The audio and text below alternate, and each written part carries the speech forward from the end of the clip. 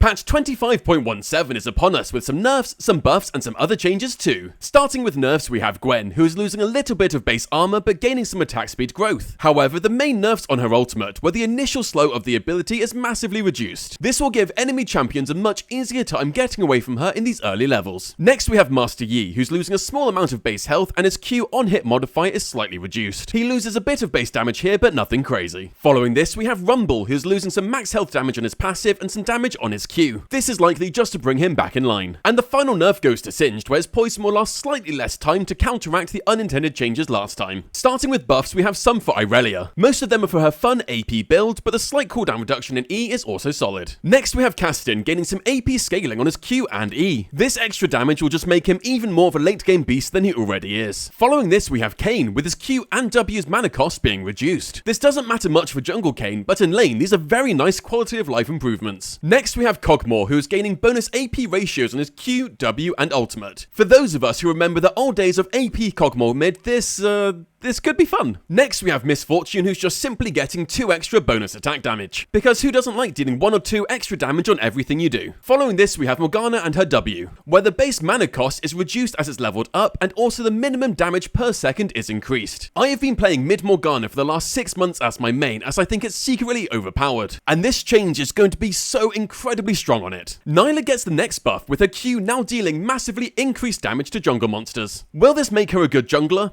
No, I don't think it will at all, but it'll still be a fun pick. Following this we have Senna, who's getting a small amount of attack speed growth and her Q heals more at higher ranks. I can't see this changing her much, but it's a nice nudge in the correct direction. Next we have Set, who's also getting the jungler change, where his E's bonus damage to monsters will be increased. So yeah, you can run Set in the jungle if you really want to. And the final buff is once again for a unique jungler, going to Vayne, with her Silver Bolt now just dealing more consistent, more damage to jungle monsters. We have a couple of changes, with the first one going to Yunara.